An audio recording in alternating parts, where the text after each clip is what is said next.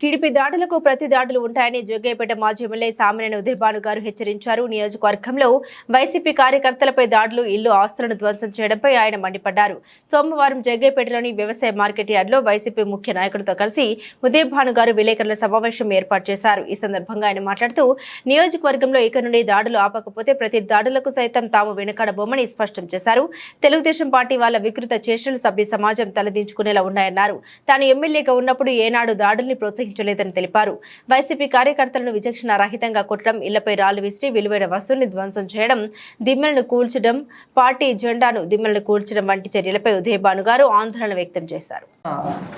Parliament assembly ఎన్నికలన్నీ కూడా ముగిశాయి. మరి కౌంటింగ్ అయిన తర్వాత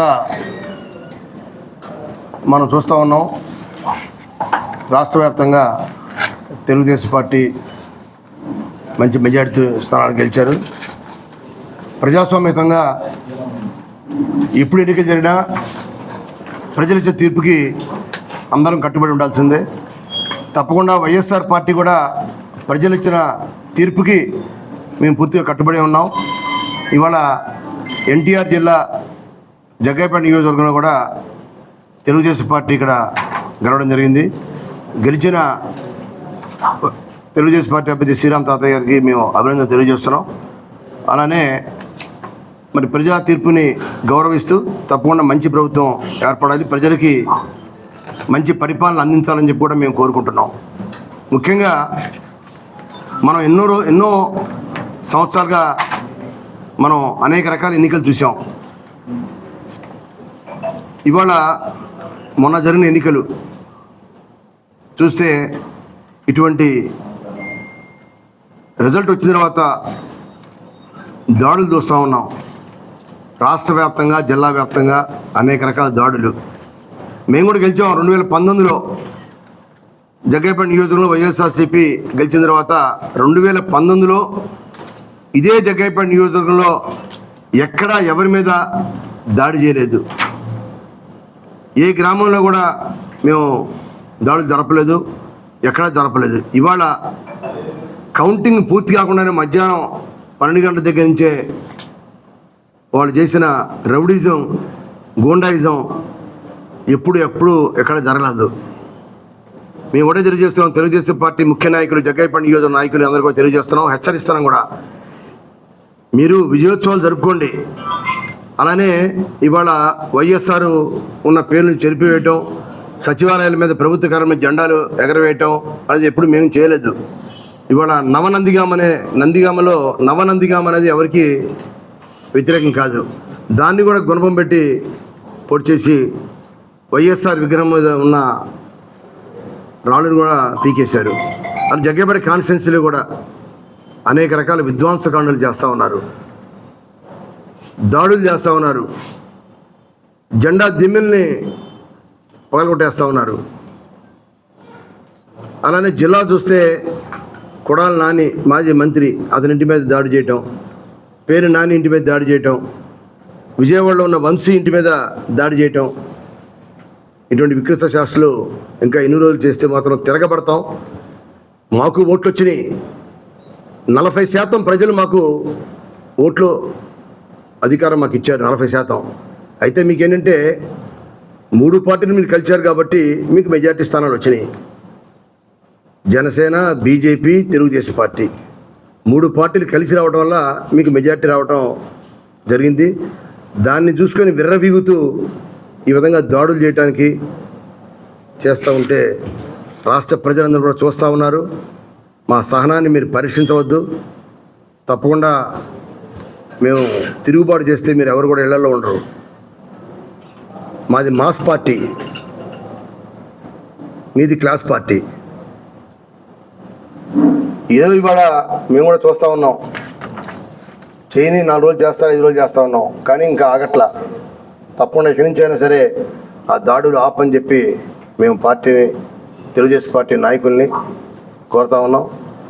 శాంతియుతంగా ఉన్నాం, ప్రజా తీర్పు మీకు ఇచ్చారు, మీకు పరిపాలన సాగించండి. మేము 2019లో మాకు అధికారం ఇచ్చాం, మా 5 సంవత్సరాల పాటు ప్రజారంజకమైన పాలన మేము చేసాం, అన్ని రకాల మేలు చేసాం. ప్రజలందరూ కూడా మెచ్చుకున్నారు, ప్రజలందరూ హర్షించారు.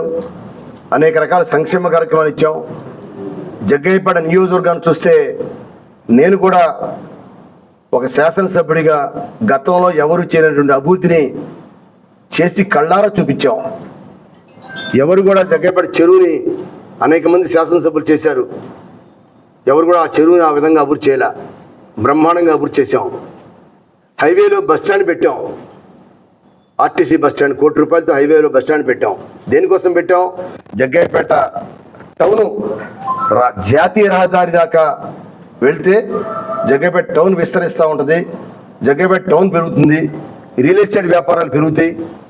ప్రజలకు ఆర్థికంగా బాగుంటుందని చెప్పి, ఇక్కడున్న ఆస్తుల విలువ పెరుగుతుందని చెప్పి హైవే దాకా పెంచడం జరిగింది. టౌన్ని 125 అడుగుల జాతీయ జెండాను పెట్టాం. జాతీయ స్ఫూర్తిని తెలియజేశాం. బ్రహ్మాండమైన రోడ్లు వేసాం. చిల్లకల్లు జగ్గయ్యపేట 4 లైన్ రోడ్డు వేసాం. టీటీడీ కళ్యాణ మండపాన్ని కట్టించాం. ఆర్టీసీ బస్ స్టాండ్ పక్కన ఒక టౌన్ హాల్ని కట్టించాం. మరి గతంలో శాసనసభ్యులుగా చేసిన తెలుగుదేశం శాసనసభ్యులు ఎవరు కూడా ఇటువంటి అభివృద్ధిని చేయలేదే. మేము చేశాం. అయినా కూడా ప్రజా తీర్పు వ్యతిరేకంగా వచ్చింది. కట్టుబడి ఉన్నాం. కానీ ఈ దాడులు ఏంటి? దయచేసి మళ్ళీ చెప్తున్నాం, దాడులు ఆపమని అడుగుతున్నాం. ఆపపోతే ప్రత్యక్ష చర్యలు మేము కూడా దిగుతాం. పోలీసు వారికి కూడా చెప్పాం.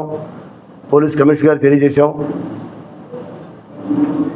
నిన్న రాత్రి సాంబశివరావు అనే ఒక మా కార్యకర్త ఇంటి మీద ఇల్లు మొత్తం ధ్వంసం చేసి ఇంట్లో ఉన్న 80 బీరాలు కూడా పగలగొట్టి అందులో ఉన్న క్యాష్ కూడా దొంగిలించారు. ఎవడన్నా రాజకీయంగా వ్యతిరేకంగా ఉంటే ఇంటి మీద రాళ్ళు వేస్తారు, ఇంట్లో ఉన్న కుర్చీలని ఎరగొడతారు, పూల కుండీల్ని పగలగొడతారు.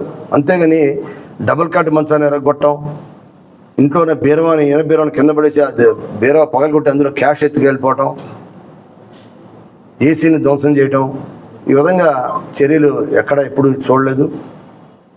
దయచేసి ఆపమని చెప్పి వాడిని కూడా మేము మళ్ళీ హెచ్చరిస్తామని చెప్పి తెలియజేస్తున్నాం. ఇవాళ చూస్తూ ఉంటే విధ్వంసకాండాలు జగ్గయ్యపేట జరిగిని చూస్తూ ఉంటే మరి ఇవాళ ఒక మైనార్టీ మహిళ విద్యానగర్ అనే చోట వాళ్ళ అబ్బాయి వైఎస్ఆర్ పార్టీ కార్యకర్త అయితే ఆ కార్యకర్త కనిపించలేదని చెప్పి ఇక్కడున్న ఆస్తుల విలువ పెరుగుతుందని చెప్పి హైవే దాకా పెంచడం జరిగింది. టౌన్ని 125 అడుగుల జాతీయ జెండాను పెట్టాం. జాతీయ స్ఫూర్తిని తెలియజేశాం. బ్రహ్మాండమైన రోడ్లు వేసాం. చిల్లకల్లు జగ్గయ్యపేట 4 లైన్ రోడ్డు వేసాం. టీటీడీ కళ్యాణ మండపాన్ని కట్టించాం. ఆర్టీసీ బస్ స్టాండ్ పక్కన ఒక టౌన్ హాల్ని కట్టించాం. మరి గతంలో శాసనసభ్యులుగా చేసిన తెలుగుదేశం శాసనసభ్యులు ఎవరు కూడా ఇటువంటి అభివృద్ధిని చేయలేదే. మేము చేశాం. అయినా కూడా ప్రజా తీర్పు వ్యతిరేకంగా వచ్చింది. కట్టుబడి ఉన్నాం. కానీ ఈ దాడులండి, దయచేసి మళ్ళీ చెప్తున్నాం, దాడులు ఆపమని అడుగుతున్నాం. ఆపపోతే ప్రత్యక్ష చర్యలు మేము కూడా దిగుతాం. పోలీసు వారికి కూడా చెప్పాం. పోలీస్ కమిషనర్ గారు తెలియజేశాం. నిన్న రాత్రి సాంబశివరావు అనే ఒక మా కార్యకర్త ఇంటి మీద ఇల్లు మొత్తం ధ్వంసం చేసి ఇంట్లో ఉన్న 80 బీరాలు కూడా పగలగొట్టి అందులో ఉన్న క్యాష్ కూడా దొంగిలించారు.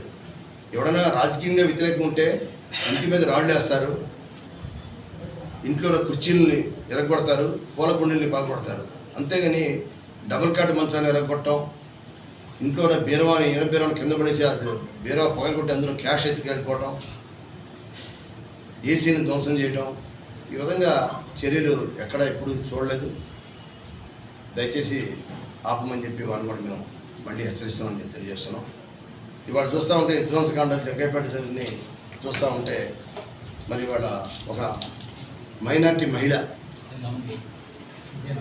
విద్యానగర్ అనే చోట వాళ్ళ అబ్బాయి వైఎస్ఆర్ పార్టీ కార్యకర్త అయితే ఆ కార్యకర్త కనిపించలేదని చెప్పి ఆ కంట్లో కారం కొట్టి ఆమెను గాయపరిచారు.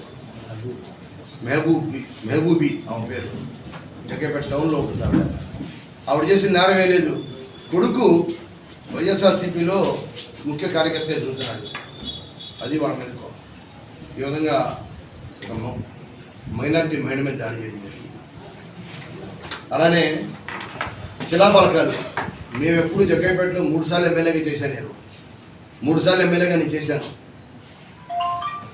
నెట్టెం రఘురామ్ గారి శిలాఫలకాలు కానీ, శ్రీరామ్ తాతయ్య గారికి శిలాఫలకాలు కానీ ఎప్పుడు మేము ఎక్కడ పాల్గొట్టలేదే.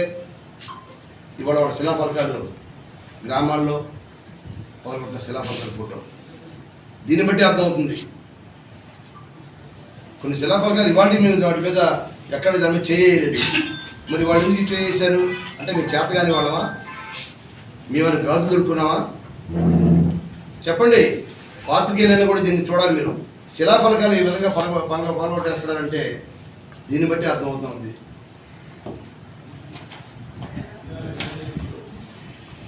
అలానే గోపి అనే ఒక కార్యకర్త అమానుషంగా దాడి చేశారు. బైక్ మీద వెళ్తుంటే ఎరా మొన్న వైఎస్ఆర్ పార్టీకి ప్రచారంలో తిరుగుతున్నావు నువ్వు అని అతని మీద దాడి చేయడం జరిగింది.